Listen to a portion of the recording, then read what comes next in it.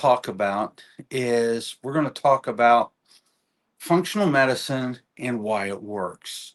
Basically, why within almost or virtually every condition this helps, if not cures the problem. And I say cures loosely because if you go back to your old habits, typically the problems that you had that you got rid of, they come back.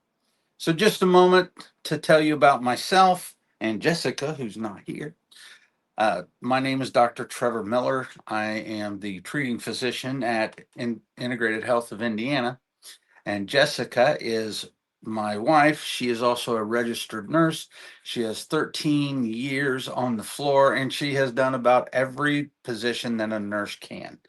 I've been a chiropractor since 1995, and I have been in functional medicine and nutrition since my children were born in 95, 90, well, 96. Aiden was actually born in 96. And so I've always had an interest in functional medicine. Zoe and Eliana were actually born with mitochondrial disease, and they were not given much of a chance to live. Actually, they weren't supposed to live past the age of 13. And through functional medicine and nutrition, and a lot of watching of them by their mother and me, they have done quite well and outlived their condition by, well, Zoe is, let's see, 20, Zoe is 25 now, and Eliana is 21. And so they have done quite well. And so, why does functional medicine work? And so, the first thing you have to start to change your thinking about is that functional medicine is not medicine, in that we're giving you a medication, a pharmaceutical, or something like that. You have to really start to realize how the body works. And the body is not just, oh, I have a headache and this is the problem. And we have an adage in functional medicine that is called one symptom, many causes. So basically, you can have one symptom, a headache, but the causes could be a multitude of causes. Is your insulin high? Do you have inflammation of some sort? Is your blood sugar high or low? Are you deficient in micronutrients? Why? What was the cause of the headache? And a lot of people really can't wrap their head around that. And the flip side of that is you can have one cause and a plethora of symptoms. And that kind of boils back to your genetic makeup. How are you designed to actually express your genes? And then what has been allowed to happen? So that is something that really, really, really got to wrap your head around. And let's just talk about what happens if one of the most common things we see is high insulin. So if your insulin is high, and that's the cause, so insulin is high, and then the cause of that could be because you eat carbohydrates or you have damaged the pancreas in a way. But whatever the case, insulin is high, and now you have insulin resistance, you're gaining weight. You have headaches, you get migraines, you have an autoimmune disease, you have inflammation. High insulin can also express itself as joint pain, most commonly, usually shoulder pain. And so when you have one cause that hits all of these symptoms, looking just at symptoms is only one piece of the puzzle. And we don't want to go in and just cover up the symptoms, because if we cover up the symptoms, then you allow this problem to smolder. It's kind of like the analogy is you're in your car and the check engine light comes on, but everything is working well. Nothing seems to be the problem. The car's running, you don't have an issue. And so when all of this is happening, all of a sudden, what do? Well, I'm just going to put a piece of tape on that light so I don't see it. Well, what does that do to you? Well, think about this. If you don't see it, then it's out of mind. So if you don't have the headache, but you don't get to the underlying root cause, what is happening? Then all of a sudden that is allowed to smolder and go on for years and years. And this is when we say, you really want to start to do testing and figure out what has the potential to go wrong in your body so that at that point in time you can get ahead of it. And that's no different than with your health. And so when we look at this and we're talking about, the root cause and all the different symptoms, there's, I don't want to oversimplify this, but there's really generally several things that can be an issue. We call them the pillars. One is sleep. And if you've watched any of my videos, you've heard me talk about these things. But basically, they're the habits and the lifestyle that you do. So, sleep, nutrition, exercise, stress, and community. And I know that sounds really simple, but for people, one of the things that we see is one of the most common things, and we are a food first program. People don't know what's good and what's bad. We have grown up with, we've grown up in an environment where sugar is everywhere and simple carbs are everywhere. And we've been told by decades, for decades, by the authorities, by television, hey, it doesn't matter what you put in your mouth. You can eat whatever you want. And if something starts to happen, we've got a pill for you. But once again, we get back to the problem at hand. When you sit there and you cover up those symptoms with metformin, um, if you're really not getting to the basis of why you have insulin resistance, and people that are on tirzepatide or I don't want to say omeprazole, Ozempic, when people are on these things, don't get me wrong, they do help. They help resensitize the cells to insulin. But if you don't go that step further and start to change what you're eating, what happens when people come off of these things? All the weight comes back. The insulin resistance develops again over time. And so it's not that they're bad. We actually have people that we help in tandem with the pharmaceuticals. So food is absolutely something you've got to get a handle on. And I'm not going to say that we don't eat out. We do. We're very careful with that. And so as we do all of that and we look into this, we know that food causes a breakdown. Certain foods cause a breakdown in the gut. Certain foods cause inflammation. Certain foods cause the gut to break down over time and then start to cause allergies, or it starts to cause skin conditions, or it starts to cause joint pain. And that just rolls down the line and continues to get worse and worse and worse. And what people don't realize about food is the problems that I talk about with food aren't like a food allergy. Oh, I ate peanuts. I'm allergic to peanuts. And so I need an EpiPen. It's not an EpiPen type of reaction. This is called an IgG reaction. And this can happen up to 3 days after you've eaten the food. And human beings have a tendency to have cause and effect be very, very soon. When they're very close to each other, cause and effect, we're really good at teasing that out. But when the cause happens and it was 3 days ago, what did you eat 3 days ago? And people don't know. And so they have to start to figure this stuff out because it absolutely affects your health.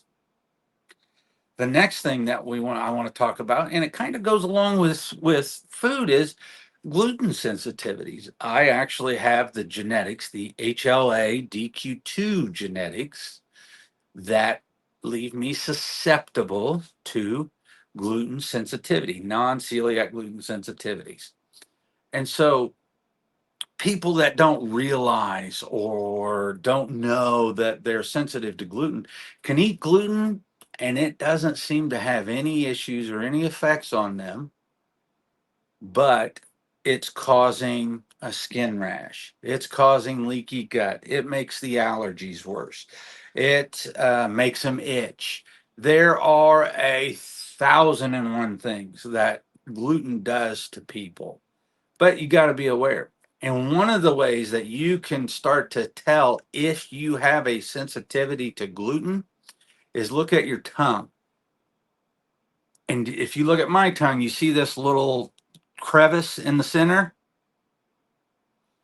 If you see a crevice in the center of your tongue, chances are you have a SNP in the HLA-DQ2 or DQ8 genes that cause you to be gluten sensitive. That is a sign of gluten sensitivities. I know that I am gluten sensitive. When I if if I hadn't done the things that I have done in the past to heal my gut, to fix my gut, to keep my gut conditioned, anytime that I eat gluten, I would have a reaction. But I don't have those things anymore because of how I do that. There's actually a question on here. Can you please explain what gluten is and how to knead it out properly? I don't know how to knead it out, but what gluten is if you look at the kernel of wheat, and you can actually go online and they'll show you. You can cross section that kernel of wheat, and the white stuff in there is gluten.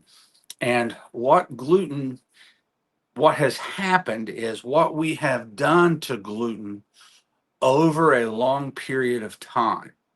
We have taken wheat and we've made it, I think it was in the 1950s. I don't quite remember the timeline, but we have hybridized the dwarf wheat strain. And it went from about 3% gluten to about 50% gluten. Yeah, that's probably an exaggeration. Let's say 30% gluten. I forget what the exact numbers are. But we have multiplied the amount of that's in there because we actually like that. And so what gluten does is it's just kind of like the name says, it's glue, it sticks, it holds things together. You can take enzymes. The DP4 enzyme helps people who are sensitive to gluten break it down better. I don't know that you can knead it out. The only way I know to get gluten better is to actually order original wheat strains from overseas, from Europe. I think won't work for me. Well, I guess I would have to say, when you look at gluten, I know there has been a hybridization of gluten in the wheat strain, and it has been made more, in the order of 10 times more. And as we see how that has happened, we have seen that autoimmune diseases have also gone up. You can go look at that. No, making pasta and homemade,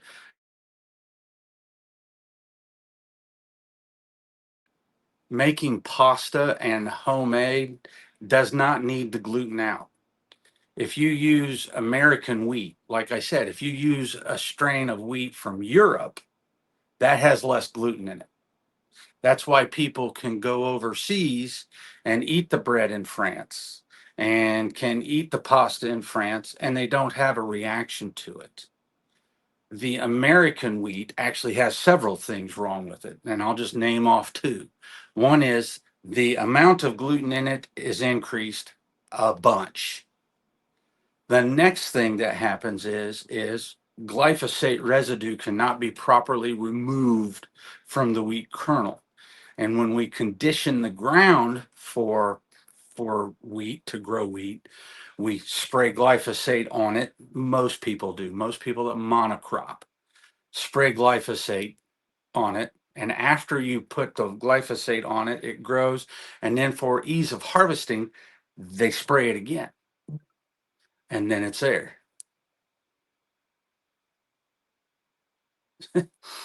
Well, I would have to say that to your comment about the wheat, that's right. And American wheat is not good. So once again, you need to, if you're going to do that, if you're not gluten sensitive, then you have to get your wheat from overseas. If you're getting your wheat from overseas, I don't have any issues when we order wheat from overseas, nor does my wife, and we both have the genetics. Kneading it, folding it, pounding it, doing doesn't do anything to the gluten. The gluten does not disappear from the wheat during the kneading process. The gluten still remains. So, but I do agree. If you're using wheat from America, it is not a high quality wheat. If you look at actually the wheat that pizza places get, it will actually say on the bag, high gluten wheat. Yes, I have. I have made tons of different breads and everything else. And the only thing that I have ever seen that makes a difference in the bread for us is either when we're overseas and we're traveling and we eat their stuff, or when we import the wheat in, or when we go to a restaurant that uses that wheat. So yes, and maybe for you, it has had different things and it doesn't hurt you. But the only way you can actually do that is if you check what is called a zonulin in your blood. And if you check zonulin in the blood or stool, either way, it can happen. If you see zonulin in there, then you have had an acute exposure to gluten, and depending on the reaction is depending on how sensitive you are, if you are sensitive to it. I am very sensitive. And when that happens to me, then once again, I'll break out in a rash or I'll itch, whatever the case may be. And it doesn't have to be from bread, it could be from beer, it can be from. It can be from any pastas, breads, and the funny thing is you can actually be getting a gluten-free bread wheat, but it doesn't necessarily have to be gluten free. They can have one, I think it's 0.1% of gluten, and that's considered gluten free. Well, unfortunately, if you're ever talking to a real functional medicine doctor, functional medicine doctors are going to talk about poop because that is one of the diagnostic criteria. You have to see how people are digesting. If people aren't going to the restroom at least once a day, then they have a problem. If they're going to the restroom 7 times a day, they have a problem. So I can't get away from that one. So when we're talking about, hey, she made it back from delivering the birthday gifts. So anyway, so I've talked about the IgGs. I did talk a little bit about gluten. Natalie, if you have questions about gluten, feel free to email me more, or you can even give me a call, and we would be happy to talk to you about gluten. Go ahead, sit there. I'm fine. I'll switch over here. So, next thing we'll talk about. Oh, and there's actually a really good video on YouTube that shows, actually, it's on our page. You can go to the Integrated Health of Indiana page and you can look in the videos, and there will be one explaining leaky gut and going through that quite well. I agree. Can I see your degrees? Yeah, go to our webpage. All of my degrees are there. DC, IFMCP, CFMP, LAC. They're all listed out for you on our webpage. Now, ooh, you're just in time because we're talking about one cause, many symptoms, one symptom, many causes. And as we're talking about that, I've covered foods, I've covered gluten, but now we're to hormones. And so, how does looking at someone's hormones relate to joint health? How does it relate to cellular health? So a lot of times when you're low on your hormones, specifically testosterone, you will get achy joints, you will hurt in your feet, you'll wake up and you have to warm up. Hormones just affect a lot of things, but for men and women, testosterone is super important. That's what causes achy joints, one of the reasons. And then you can have issues with food allergies or sensitivities that cause inflammation. Gluten sensitivities can cause inflammation because it will raise inflammatory markers, interleukin 6, interleukin 9, all of those. Well, and inflammation raises insulin, creates insulin resistance, causes you to gain weight, which causes more inflammation, and then you get caught in a vicious cycle. The doom loop. And so this is why somebody who does functional medicine also has to look at all these different things. So if a functional medicine doctor is doing one test, then the problem with the one test is you're not looking at, is there a hormonal component? Is there a food component? Is it a microbiome issue? What, what is it? Where does it come from?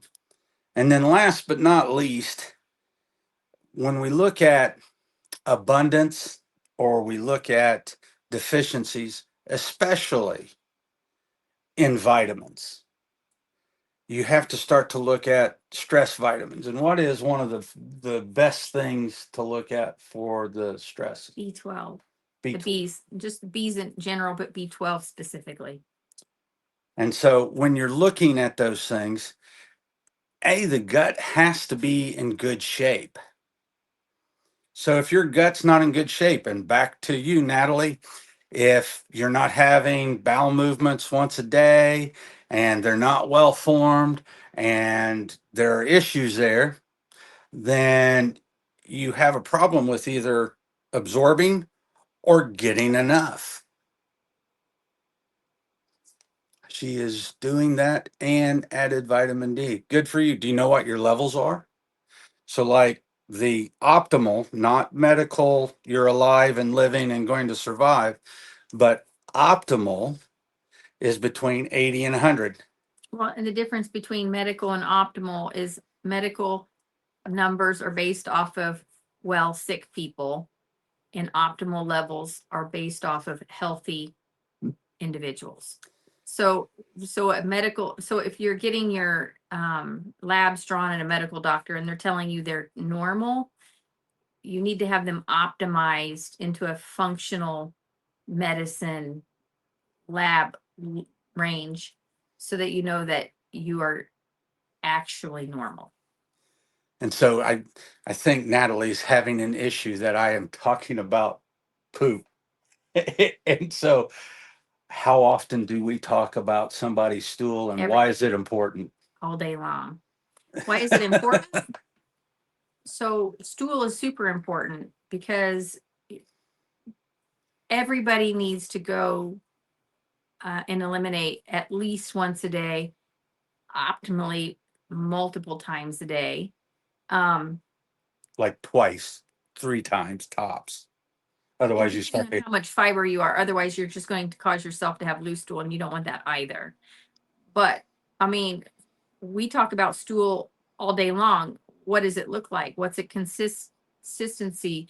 You know, how often are you going? When you have to be able to eliminate, otherwise, this all like layers on top of each other. You have to be able to make your hormones, but you also have to get it out. Therefore, you need lots of water and lots of fiber, keep your system moving and regular, because you don't want to get your hormones backed up and then they back up into your liver and then they cause all kinds of problems. So specifically estrogens for males and females, you have to be eliminating every day. Ideally, at least once, ideally two, um, because fiber pulls the extra estrogens out of your body so that it doesn't put you at risk for cancers. In the elimination process, that binding to the fiber and pulling it out of the body, they say there are 3 phases of detox in the body, and that's talking about the liver. And when we're talking about this, there is not only the liver, but you have to have it pulled into the bowel And then get and it out. pulled out. Otherwise, if it sits inside of your bowels, you reabsorb the toxins that you're trying to eliminate. And it's just a cesspool. Talk to them a moment about not only deficiencies, I should go down here, but also excess, say B12, because we've seen that. Um, Sorry to I don't know that ambush you, I don't know that I've ever had anybody with too much B12. our foot patient. The neuropathy, And remember how high his was? but he was taking specialized you would have to be taking a lot of specialized supplements, high quality absorbable ones, and he was. So I an excess and a deficiency, they're both bad. So you need the sweet spot. I talk better with hormones. So too much testosterone and too little testosterone, you'll have the same symptoms. So They mimic. they look the same, and then you have to figure out, do I have a high or do I have a low by testing? Because you'll get joint pain if you have too much testosterone. You'll get joint pain if you have too little. You will lose hair if you have too much testosterone. You could lose hair if you don't have enough. Like, it causes sexual dysfunctions at the highs and the lows. So they each look like each other. So that's why it's so important to test. And so I'll speak to deficiencies and excesses as well. When we are looking at a deficiency of vitamin D, there for a while I was very low in vitamin D. So I started taking 10,000 IUs a day, and I didn't have any issues with taking that until my vitamin D level eclipsed that 100 IUs. Once that eclipsed that, I started to throw kidney stones. Yeah, you have to be careful with that. One, you have to have a high quality vitamin D that you take daily. The mega dose once a week is not healthy. And two, in order to utilize vitamin D, you need vitamin K. Vitamin K helps break the vitamin D down and carry it into the cells. Otherwise, you can't utilize it, and it's going to get processed by your kidneys. And if you are a stone thrower, you will make them. And I did, and it sucks. So let's see, 112 functions, right? I'm not sure what that pertains to. You have to have protein. Yeah, all the macronutrients are important. We are not carbophobes. We're also not just strictly carnivores. We take a very food first approach. And I would imagine that your protein comment goes back to her talking about fiber. You have to have it all. Oh yeah, the fiber is just, that's how you eliminate your hormones, the excess of hormones. So ideally you have enough cholesterol and fats to make your hormones, and you want to make them every night, use them throughout the day, and then get rid of them. Yep. And you start the process every single day. And then on top of that, fiber, both soluble and insoluble, feeds the microbiome. And the microbiome is what is in the gut that makes all your short chain fatty acid producing aminos and peptides. It is important with making your neurotransmitters. So you really have to have a balance of all of those things, and you got to know what's going on. She was saying 112 functions in the liver, and that's Oh, yeah. probably at least. Yeah. And going back to your point of fiber, please don't run out to the Oh, psyllium husks. Yeah. store and buy psyllium husk and add that to your diet. That's insoluble. It has no nutritional value to the bacteria in your gut. It's just a filler. So you need like a high quality fiber. We use like Endorphin. It actually feeds the bacteria of your microbiome.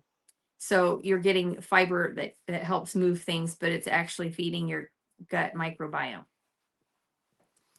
And so, oh, I lost my And little. we usually, if we were going to talk about our diet, we probably, the healthiest diet would be like a Mediterranean diet where you're getting all the colors and your lean proteins and fishes and things like that. I'm Googling something. And yeah, your liver deals with actually not only detox, it's energy production, and it's kind of like, have you ever seen one of those big soundboards that you have all these moving pieces on? That's the way the liver works. If your body is wearing down, it goes up on production and it pulls back on detox. If and I'm only talking in our realm of health.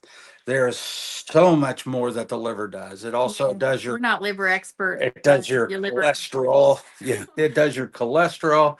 There's Dr. Google says there are approximately 500 separate liver functions.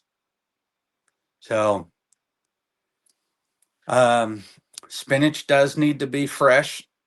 We are whole food, fresh foods, So if you but you gotta we watch the love spinach, lectins. so spinach is so good for you. But for some people, the oxalates in spinach cause a lot of issues. So you want to blanch it.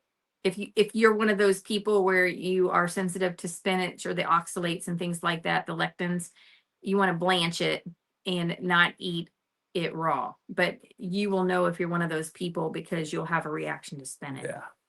And thank you for that. The body is the body, not only the liver, but the body is a I don't care what your belief system is. I grew up Catholic. God, a higher power, Mother Nature, whatever you want to built and developed at a super cool machine. I love the body and the body's functions. It is absolutely cool. And contrary to what our medical brethren, some of our medical brethren believe, you give the body what it needs and it will come back. Sometimes it does need some help. And sometimes it needs just nutritional help. Sometimes it does need a little pharmaceutical help. Depends on how old you are and how long you've How been. bad you wrecked the car. Yeah, our young people, they will turn themselves around in 30 days. Like they really, the younger people, They're more resilient. yeah, they can absolutely turn their body around, not perfectly, but substantially in 30 days with just diet. Yep. With just diet. And so, Real food, like yes, real absolutely. clean food. And so when we ask people if they eat well, most people think that is, do I eat enough quantity? And that's not what we mean when we say eat well. When we say eat well, it's not about quantity, it's about colors. Is it free of pesticides? Is it organic? Is it lean? Like, eat real food that is healthy for your body. And the population that we deal with generally has some genetic susceptibilities. Now we have a lot of people who come in that just say, "Hey, I feel good. I want to feel better. I want to make sure I'm within that optimal zone." And they do very well. But our patients that come into us with big problems typically have genetic components, and we have to address those. And that takes a lot longer. Most of those people did not get into trouble overnight, and they don't get out of trouble overnight. So we do grow it ourselves. What is it? She says just grow it yourself, and we do. We try. We have a greenhouse and we do what we can. We do try to walk the walk in every aspect. Um, That we doesn't mean we don't treat ourselves, but Yeah. but when we do treat ourselves, we try to get high quality food outside.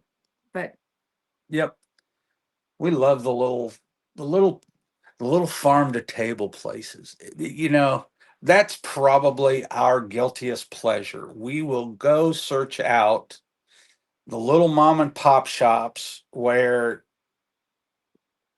right now I'm just thinking about Cozumel, and we don't eat on the main road in Cozumel. We go two roads back, yeah, and those are they're cooking out in the open, and they got these big pots. And the first time you went there, you were like, "Oh my God, this isn't sanitary."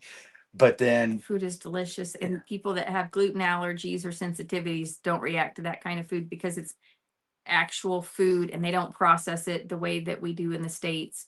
Natalie And was talking they about won't even import our food. that. Our Yeah. food is toxic. So people that go and like people that go to Europe and they spend 2 weeks and they eat enormous amounts of rich food come back having lost weight and feeling better. Natalie and I had that discussion Yeah. earlier. But So, I mean, we don't eat out every week or maybe every other week. I mean, we might eat out at least once a month, but we're not going to McDonald's or anything no, like that. I should let you guide me. She does most of the cooking. So, Actually, we love to cook. Um, and we have just learned we make our own almond milk, we make our own nut butters. I really don't have time to invest in the sourdough, and we don't eat a lot of bread, but I'd really like to do that. I don't know why, but I well, we got to get some European wheat in. And yeah, we talked about that. I, She doesn't do well with American wheat either. So, yeah, and even the sourdoughs that you buy, if you're using processed wheat from America, I mean, you're gonna get some good things in the sourdough from the fermentation, but it's still not the healthiest bread. So, nope. and I don't have a lot of time, but I'd really like to have a sourdough starter. We'll see. So, well, I think that is about everything. And I think we covered everything there. Any last thoughts?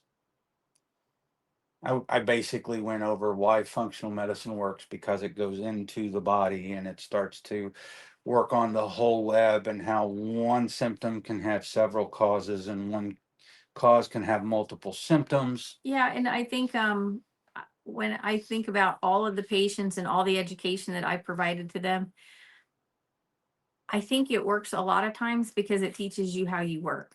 I think it really puts you in touch with who you are and what makes you tick. So it teaches you about how to eat, but then how does that food affect you? So what's good for me isn't good for him or maybe you. And it can all be real whole food, but it may not work with my genetic makeup. So I don't do well with eggs. I don't do good with Peas. dairy.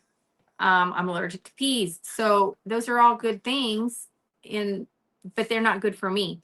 And so I think it really teaches you how to eat, one, and then it teaches you how that food works in your body, and then how you can tweak it with the food. So I really think it really connects you to yourself. And then you start investing in yourself. And then the things that you put in your body and what you do with your body matters to you. And then it just trickles outward. So it's really, and I come from the medical world. I'm a nurse. I've worked in the hospitals with the doctors. And the biggest thing that I have learned is how I work and to listen to what my body is trying to say to me. If once you have eliminated the junk out of your life and then you're giving your body all the wonderful things it needs and you listen, your body has all kinds of wonderful things to tell you. And that's like for us, it's not about us getting you in a system and trapping you there. We don't want to do that. I always say we're trying to put ourselves out of business Yeah. because, and then if we teach you, and that's all we're really doing is testing, one, and then two, teaching you about good, healthy habits. And then you learn about yourself by your diet. And then, And lifestyle. and then you learn how you feel as you progress. And then the best thing about this is, and with all the patients that we've actually released from active care, they actually can make the choice to go have a good time, to go party, to go do whatever they want, and then they know how to clean themselves up. This And Natalie I lost session my is train from. of thought. So what I was going to I finish bet with, you have fabulous food. yeah, what I was going to finish with is when you come into us as our patient, we don't just get you because we're going to teach you about you, and then you are going to help your family members. So it doesn't just affect yourself. It kind of affects everybody in the household. That's how we. That's how we say we help generations, because we're kind of, to Miss Natalie's point about doing it yourself, we're actually helping people roll the clock back and get away from and actually identify the fast foods that are killing you. They're all killing you. The sodas drive me absolutely nuts. I mean, love the flavor of them and everything else, but she's the educator. I'm the lab guy. When you drink a soda, high fructose corn syrup goes through your body exactly like alcohol. When it goes through the liver, when fructose, I whether doubt it's she even knows orange what juice. fructose is. I don't think they have it in Russia. Ooh, do they have fructose in Russia? I think that's only in America. Oh, lucky you. But when you consume fructose, high fructose corn syrup, so fructose can even be, if you get orange juice and it's all the pulp's been taken out of it and you're just drinking pure juice, you're drinking pure fructose. That goes through your liver exactly like alcohol, comes out the other side as acetaldehyde and causes all kinds of problems, including genetic mutations. The carbonation in a soda hits your gut and starts to give you carbolic acid. You have enough buffering capacity in your bloodstream. So you have enough of the minerals, the phosphorus, the magnesium, the calcium, the potassium. You have enough of that in your bloodstream to buffer out about 8 of the 12 ounces of soda that you drink. Where do you think your body pulls those minerals from? Pulls it from the teeth and the bones. There is nothing redeemable about a soda. I haven't had a soda now in decades, and I see no reason to have a soda. And I cringe when I see people giving. In America, we give soda to infants, and that's just criminal. Well, and most people don't buy soda and then just drink 3/4 of it a day. Yeah. they're slamming back multiple cans a day, and 8 ounces is it a 12-ounce can of soda? So you really can only 2/3 of that can is all you could really drink per day. But that's not the only acid you're getting throughout the day. And so ideally, you would drink no soda. But We don't, if, not in if the you house. drink a soda, I would hope that it would be very little as a treat, because there's nothing good about a soda. Well, on that bummer note, with that being said, we're here for you.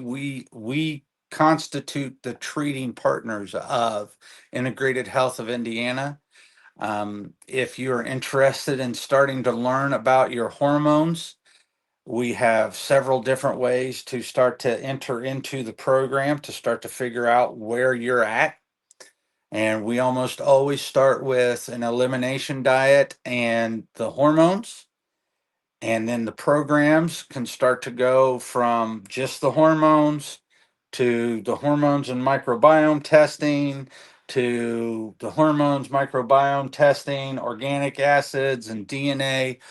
Whatever it takes for us to help you figure out A, what's going on in your body, and then starting to reverse it.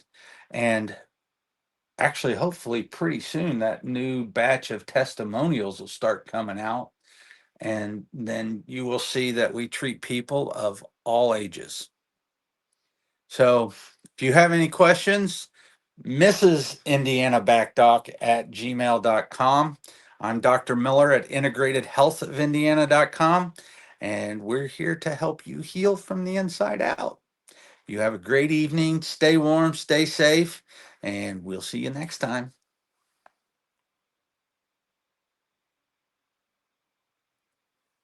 Oh, she already sent